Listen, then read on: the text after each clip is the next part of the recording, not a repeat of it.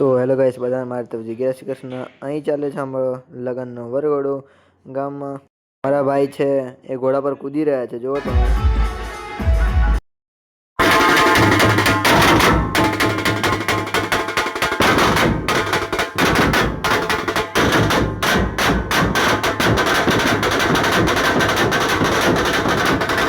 ભાઈ એમનું ડ્રમ બમ બહુ જોરદાર રીતે વગાડી રહ્યા હતા, એકદમ પૈસા વસૂલ મસ્ત વગાડી રહ્યા હતા। અમે સવારમાં સીધા ઉઠીને બેઠા બસમાં પહેલાં તો 9 વાગ્યાની બસ હતી, 9 વાગ્યાની બસમાં બેઠા, તડકો વડકો મસ્ત આવતો હતો।